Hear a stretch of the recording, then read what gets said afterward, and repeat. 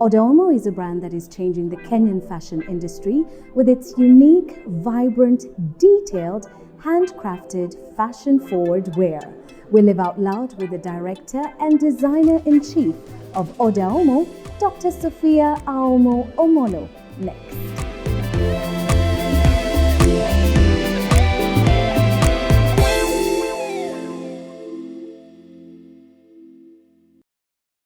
Hello and welcome to Sheila Lives Out Loud. My name is Sheila Moniga. I'm thrilled you're on this channel. Please click subscribe and hit notifications. That way you never miss an episode when we upload. And we upload every Monday from the waterfront Karen, East Africa's premier lifestyle and retail destination. The waterfront Karen, you've arrived. Pop in and enjoy a fantastic day out with friends and family and with business too. And living out loud today with us is the one, the only director and founder of OdAomo. This woman has superpowers. I mean, is there anything you cannot do? There's a lot of stuff I can't do, Sheila. And the superpowers, take that with a grain of salt. No. Believe you me. She is an institution. She's not only the head designer of OdAomo, she's also a surgeon. Dr. Sophia Aomo Omoro. I am so happy to sit here with you. Thank you so much. I'm the one who's honored that you came to me and is giving me a small platform. So thank you very, very much. Thank you. Yes. It's an interview. I won't even call it an interview. This conversation has been pending for more than a year. And I like that everything ties up together at the right time, because here we are kicking off 2019 and we kick off 2019 with a conversation with you, because I believe you're all about empowerment, inspiration, and motivation. How amazing is that? Yes, I think that this was meant to happen exactly today, and you and I kind of know what that means, yes. Meaning even the minutes and the day count. So everything counts. Yes. All right, so let's go to the very beginning, getting to know who you are, because there's design and there's medicine, but they all tie together so beautifully in this beautiful woman that I'm sitting with. So where did it all begin? Tell us about yourself growing up. Okay. Where did you grow up? So I grew up right here in Kenya. Actually, Buruburu. The other day I was telling a friend, Buruburu Phase 3, house number 598. That's where we grew up. There was me and 7 siblings, 2 regular parents. Regular in Kenya for us at that time means that you kind of, scrabble for things. I still look back and wonder how my dad managed to educate all of us. But my dad was all about education. My dad said, my job is to find the how, your job is to do well. And so, of course, I wanted to please Daddy. Right. Daddy said, you have to be number 1 in everything you do. Number 2 is not good enough. That's not my daughter. Number 2 is not my daughter, but number 1 is. Number 1. So me, I wanted to please Dad, and I was overachiever, number 1 in almost everything I did. But it's almost like Dad knew, because that number 1-ness opened amazing doors for me. So I found myself as the recipient of a single scholarship at the time given to a single student in Kenya to go study abroad. Wow. So right after my Form 4, just started Form 5 at the time, I found myself in Canada, never having flown, never having been on a plane, had no clue what I was doing. And like most Kenyan and African parents, they put you on a plane and say, good luck, go do well. Yeah. And I said, yes, Daddy, yes, Mom. And off I went. From there, I landed at one of the most influential places I've been. Right. It was one of the United World Colleges. At the time, there were 7 of them, funded fully by philanthropists whose goals were to just create world peace by bringing people from different countries, live together, figure it out, get along. Right. So my school had 200 students. Each one of us was from a different country. Yeah. Some spoke English, some did not.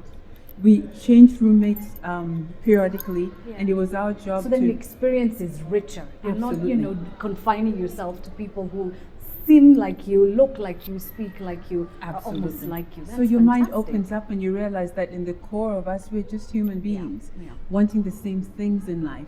This thing that we call skin on the outside is really, literally and figuratively skin. Skin on the deep. outside. Yes. So anyway, so that was my 2 years, and then I jumped over to the U.S. Again, some scholarships here and there, and Going back, I actually always knew I wanted to be a doctor. Why? I knew. What happened? I mean, there must have been something that happened along the way that You made know- you know this is it for me. Growing up in Shags, we'd go to Shags when we're not in school. I always felt so bad for the chickens being killed. No. It's hilarious. So one day we were told as kids, go get that chicken for dinner. Yeah. So you know, kids are running after the chicken, and someone jumped on it and the leg broke. And I was like, nope, we cannot eat this chicken. So begged mom, please, please, not this chicken. And she says, what are you going to do with it? The leg's broken. I said, I'm going to fix it. And so I did. With like a stick and some banana leaves, I tied that leg, and the chicken walked in 2 weeks. Oh. Isn't that crazy? So I always knew I wanted to fix people with surgery. But the moving moment for me came again in Shags. I remember there was a kid who was sick. At night there was a knock on the door, and my dad had the only tiny rickety car in the village. And so the mom is like, my child is sick, can you help us? So my dad said, yes, get in the car. We tried to drive to Kisumu, which is about 25 miles from Muhoroni. I sneaked in, the child didn't make it. And I remember thinking to myself, this is ridiculous. We need to have a hospital in such parts of this country, or at least have people access healthcare. Yeah. So that was always my vision. I knew I wanted to be a doctor. I just didn't know how, but Yeah. I knew that was my One calling. day that was what you would end up doing. Yep, I was only 12. And so I had my matching orders, my focus was on that, and then some doors just opened. Right. You know, I just had to kind of take those first steps at a time, do well, keep your eyes on the focus, avoid your obstacles. Yeah. And so going all the way to Canada, found myself in the US, Yeah. was able to go to medical school and graduate school. Wow. And my mom used to say, okay, enough schooling, Come back now. come back, go to Right. work. I did an MD PhD program, so I have a double degree, medical and PhD. Wow. Have done some research things, have published some papers, and then I chose to be a head and neck surgeon. Wow. Yeah. Stop for a second because I'm trying to catch up with this whirlwind. You know, we hear stories about Kenyans who go to America and the distraction is real. Yeah. The noise and the clutter, and it's so easy to get distracted. It's very easy to lose focus. What kept you going? Because when you're 12 years old and you experience something, by the time you're say 19, 20, 21, 25, you're a different kind of person. How did you stay grounded? What kept you thinking, I cannot lose now, I've got to keep going? A lot of people think that America is easy. And I think I survived America because I entered it at a very young age. And so I was able to integrate and navigate the system. Right. Number one. Number two, I felt that I had been given this wonderful opportunity out of all the very many deserving people. It wasn't that I deserved anything, but I got the opportunity. I felt a huge responsibility to make something of it. And so I knew that I had to do what had taken me there. I had to succeed, and ultimately I had to give back because it was a privilege. It wasn't deserved. It was grace, is what I call it. Right. Grace.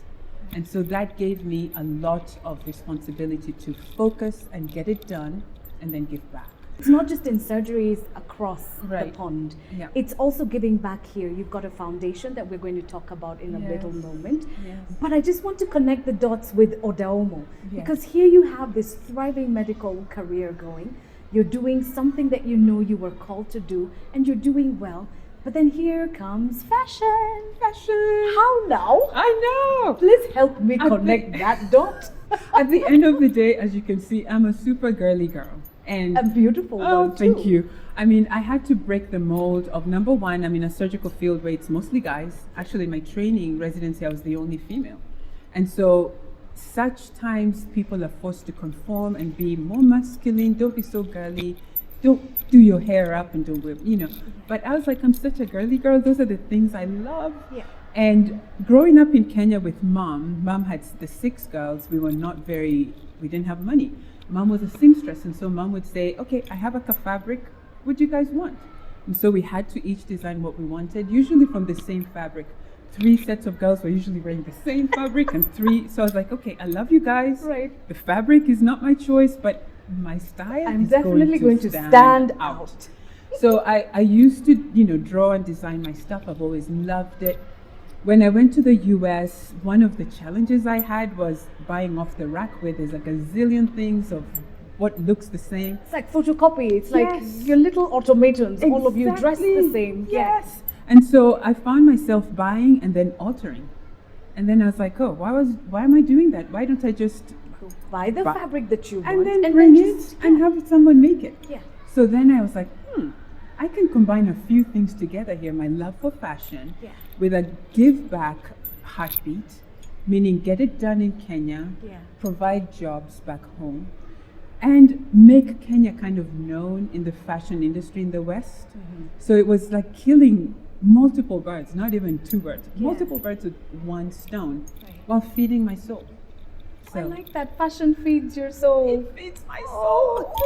I love, such a love, girl. love. I'm definitely going to tweet that. Just understand. When Okay. this conversation comes through, Love it, love it, love it, yes. in setting up shop and you're designing and working in America and there's production work going on here in Kenya, what sort of challenges have you faced, making sure the brand is as you envision it on the other end? Yes. Because you're not here to say, lakini sasa hii ni nini mmetengeza. Yes. What sort of challenges have you faced?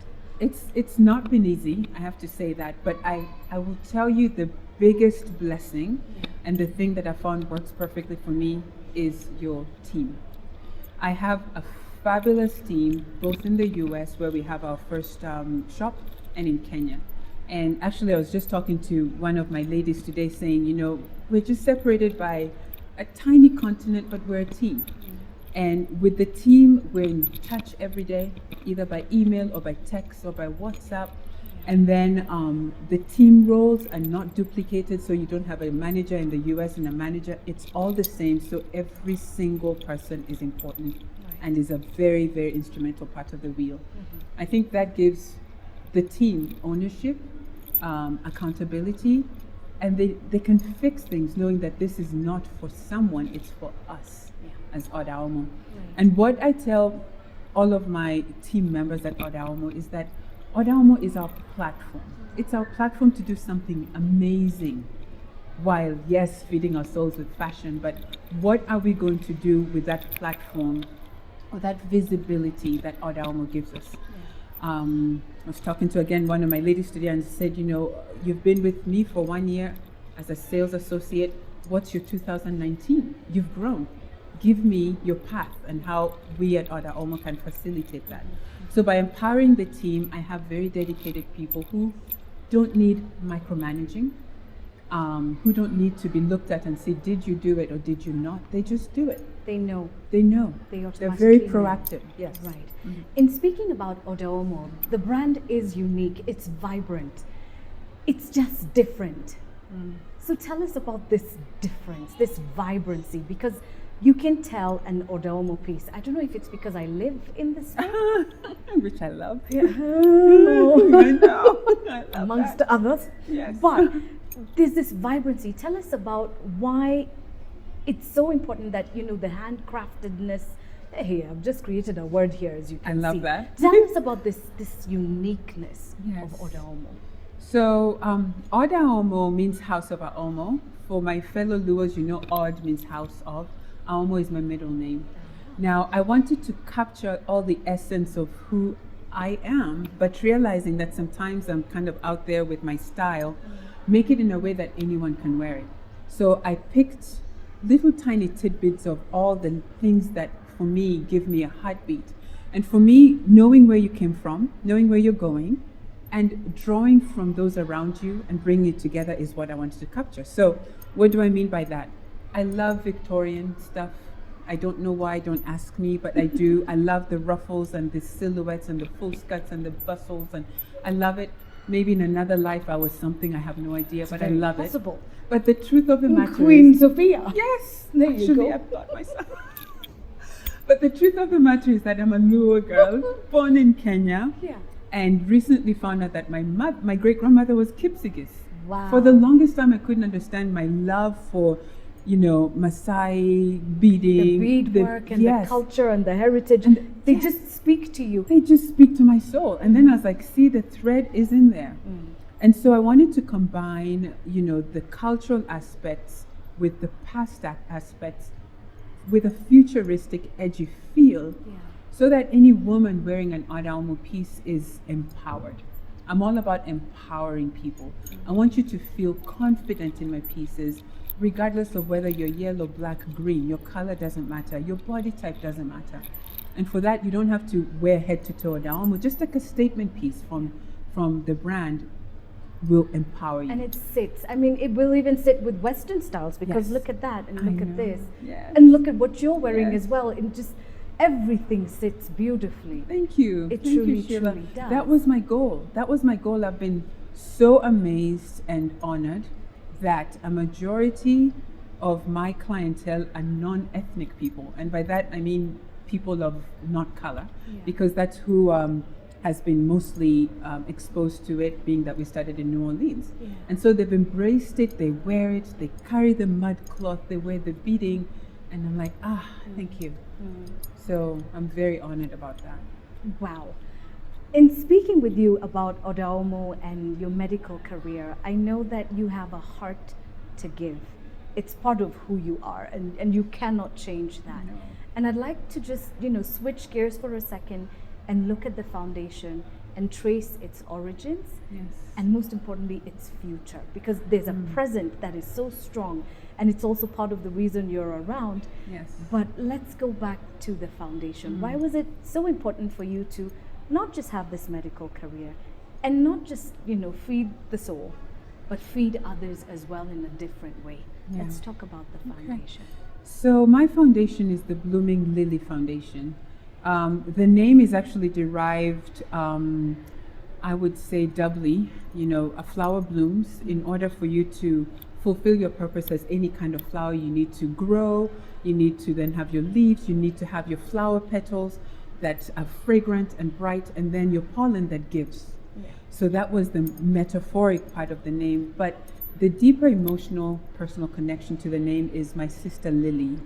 I had a sister Lilly who passed at what I consider a tender age of 46. Lilly died under circumstances that, in my opinion, did not have to cause her death.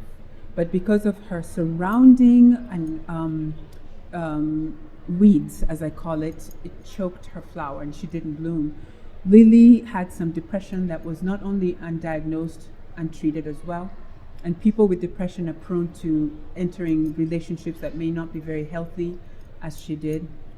Lilly got colon cancer out of nowhere. That's usually very familial, meaning passed down generations, has just cropped out of nowhere. And in my opinion, her mental and physical health had a lot to do with it, because she was physically and mentally abused for years. And so when she got her colon cancer, it was very treatable at the time. I remember she sent me some documents in the US. It was a very small cancer that could have been treated easily with surgery and maybe radiation, and she'd be fine. However, because of her situation with her partner, he orchestrated a different approach, and so she never got any treatment to speak of, and so Lilly died. Lilly, by all measures, was very successful, had 2 master's degrees, spoke French, was a scientific editor for people outside, was doing very well, but then her flower just shriveled and died. And so when that happened, I asked myself, really, is this all to life? We work so hard and we get all these degrees that we think are amazing and make us amazing, and then our life is cut short. Is that it? And in searching for those answers and not wanting to accept that that is what God put us on this earth for, I went onto a little journey and meditation, and I said, I have to do something about it. I have to make sure that, at a minimum, our girls or anyone else who cares to understands that we each have a destiny. All of us are on this earth for a very specific purpose. I cannot fulfill yours, nor you mine. There are very many obstacles, some of them in the form of people who will cut your destiny short. And so if you understand that you have a very particular destiny, you're empowered to know you're special. And that specialness then lets you know that no one has the right to taint your life, to cut it short. Now you're going to make me cry. Or to take away your bloom. Unfortunately, girls are at the biggest risk for this. Yeah. And it's not something that happens overnight. It starts when you're young. Yeah. Little whispers, and Little they whispers, get louder and yes. louder and louder, and you shrink and believe because it's the only thing you keep hearing consistently. Absolutely, Yeah. absolutely. So I started the foundation in 2014 to ensure that as much as I could, plant a seed of your special. You have a purpose, you have a destiny, and you can succeed. That's your biggest gift in life, and then everything else is secondary. Being a wife, being a mother, being all of these things are secondary to your core purpose. And so the foundation is registered in the US because then we can do some reasonable fundraising. Every year in December, and now for 4 years, we take 25 girls. We started with a group of girls from Onsando Girls in Sotik, because these girls have never left the tea plantations, let alone being allowed to go to school. And so they're the most at risk, in my opinion. So we take 25 of them at a time, a 4-day all paid camp through which we identify pathways to success, obstacles that will be in front of that, and immediate first steps that we can take towards it. That is so powerful and so it's inspiring, because I'm sitting here thinking to myself, you on that end, saving lives, not just on the tables that you're, working on, but even on this end with something that for us who are here, we're in the front lines, you're actually making me question, what am I doing, Sheila? This purpose, and you're very right, your purpose is your purpose. Right. And I think for most of us, we get sucked in to this whole belief, and I don't know where we get it from, that we're here forever. No. But we've got a very finite time lapse. Exactly. And when it's done, it's done. Yes. And you can't come and undo certain things, Nope. so you've got to start doing them. You've challenged me to get started. We do Sophia. have to get started. The time is now. And, I had all these things that I wanted to do. I wanted to be a doctor, then I wanted to have a fashion brand, and then I was going to do a foundation. And when Lilly died, I realized, as you say, your time is now. Yeah, your time is now, and the order of how you make these things happen, it switches and changes, and that's okay. Absolutely. But looking at the brand now, looking Yes. at what you've been able to achieve, because there's a lot you've achieved, I am so pleased and so happy that you're one of the names in my phone, and you pick up the phone when I call, Anytime. The people who come into your life and they make you a better person. You make me a better person. You make me a better person. I remember, when the way we connected was just serendipitous. And I believe in my life, people who come to stay, because you know how you have people who come for a moment and leave, and that's okay. Yeah. A lot of people who come to stay usually enter in a very ceremonious way, as you did. Well, it was your fashion show, so you were also making your entrance in a very ceremonious way as well. And I will forever be grateful for that. But looking ahead, looking at OdAomo, Yes. looking at Blooming Lily, and of course your professional career, what do you see for yourself? All right, so Blooming Lily is only in its 4th year. And so in 4 years, we've only taken 100 girls through. We have a lot of work to do. There's a whole bunch more girls. So we're expanding now from Onsando Girls in Sotik to some girls in Kindu who are actually HIV-born girls, prone to exactly what I'm talking about, because the stigma and the realization at your teenage years that you have HIV that you had nothing to do with can spiral you in a negative direction. So we have a lot of work yet to do with that. I would love, love, love to have a Blooming Lily camp for older ladies like ourselves. Yes. Because I think there's a need there. I get a lot of parents who come and say, what about us? And I think I might have a message. So I'd love a Blooming Lily retreat for older ladies. By older, I mean not little kids. Yeah, not teenagers. Not teenagers. From 20 and above. Absolutely. Because there are women who are getting into their 20s without a full understanding of what it means to be a woman, and what it means to live in your truth and to walk in that calling that has been given you. Exactly. Simply because society is busy telling you, by this time you'd better have found a husband, by this time you'd better have had kids. Yes. Some of us didn't follow that didn't. path. Hey, God. Hey. This is why we get I along. know, right? Hello. We have all the free time. Okay, fine. Moving. But I do have my kids at work. I do offer the kids. Yes, so I do. The Blooming Lily, I would love to expand it to older. As far as OdAomo, I've always said 5 showrooms, 5 continents, 5 years.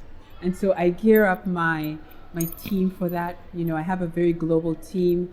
My US team travels to Kenya much more than our Kenyan team goes, but that's in the past. Work in the progress. It's in the pipeline where this exchange is happening more. And my goal is to bring awareness that wonderful things can come out of so-called third world countries and be eye to eye with big fashion name brands. We have the talent, we have the dedication, we have all it takes. And so why are we not on that platform? So that's my goal with that. And that's my vision for the brand, my vision for my team. Each one I've given their challenge to tell them, don't just sit there, I want you to grow. And since I'm not walking your path, tell me how I can facilitate your path within OdAomo. So I'm anxious to see what those paths are as well. You might just get a new CV from a friend of a friend. Okay. Yeah. Looking for a new position. Well noted. I'll keep an eye. As far as being a surgeon, I feel that there's so much need. When I come to Kenya, we usually do a medical camp in Fangano Island, and for those of us who don't know, it's in the middle of Lake Victoria, in a place where people who come with me say is the most remote place I've been in on earth, you know. But there's so much need for specialty services in Kenya. I think last I counted, there were under maybe 27 ear, nose, and throat, head and neck surgeons. A lot of our regular wananchis are going without care. I'd love to start an ENT or subspecialty charities. So I'll always do medicine. I feel that that's a calling that I cannot stop. I'm lucky that in my field, most people are around 85 years old and they're being told, please retire. Go home now. Go home. And don't you want to rest? I'm like, no, you can't see what you're operating on. Go home. Please go home. So I'll probably be one of those. I can't even see that happening. You'll probably be the fittest of them all going, yeah, that one needs to go. I'm not going anywhere. But I love it because I get to, you know, take care of little tiny kids all the way to our 200-year-olds. I treat with medicines, I treat with surgeries. But as far as surgery is concerned, I and most surgeons are in a very special and peculiar position that you see people at their most vulnerable. And, you know, when they're going to sleep just before they get that anesthesia, you see their fears, as they should be, because who are you people? Nobody says, that you're also going to wake up either. And so I think it takes special people to walk that walk with you. And being that I've walked that walk with a few people, I feel that I cannot stop. No. It's a gift given. And thank you for this gift. Amen. And I know I'm getting emotional. I know he's going to look at you and say, that's my girl. Stop. Why are you making us cry? I don't know. I guess I just like to cry a little bit. And I have too much mascara in my eyes. It's time to clean the eyeballs. Okay. All right. Thank you. Amen. Thank you. Thank you. Thank you. We are here for you. We've got all your social media handles. Anytime there's a collection, I'm always the first person to come and say, and I thank you for that. I know, she tells me Sheila came and got Zoom, and I'm like, Sheila. Thank you for loving because I us. know this design is not just for me. The beauty in the pieces is not just for me. I know my nieces are going to enjoy these pieces for years to come. Thank you. Hopefully I'll have saved them a little bit of money. But in the meantime, well. In the meantime, these are just on loan from them. They've just loaned them to me. Absolutely. So, Dr. Sophia, sometimes I feel I've known you forever. Even though I just met you. Okay, now I sound like a guy who's, I love you so much. But I do love you. I do love you, but who cares? And I do love you too. Yes. Thank you for sharing your gift. For those that you treat, for the designs that you create, they bring all of us so much joy. And thank you for giving back. Thank you. Thank you for challenging everybody to give back. Give back, give back, give back. It's the only reason why we're here, because we don't take anything with us. We don't. But we can take people to the table because there's room for all of us. There's room for all of us to walk, and those who have walked ahead should clear the path and pull those behind us. Exactly. Time is ticking, so who are you pulling up to the table? You better do it fast. And while you do that, please pop in to the OdAomo store. It's located at Village Market on the first floor. It's the only store with a tree. I know. It's not, look. It's crazy. It's blossoming with jewelry and other trinkets. The trinkets. And no, when they're bringing this in, they ask me, why are you bringing taka-taka? And I said, don't worry, just bring it in. But here we are. No. There's no African homestead that's complete without a tree. Right? Everything beautiful happens under the tree. And we've told a great story under this tree. Under this tree. Thank you. Thank you. Thank you so very much. As always, please click subscribe, hit notifications, and catch up with us next week for an all-new Sheila Lives Out Loud episode from the waterfront, Karen, East Africa's finest shopping and retail destination. Until then, live out loud in all that you do. Bye. Don't say goodbye.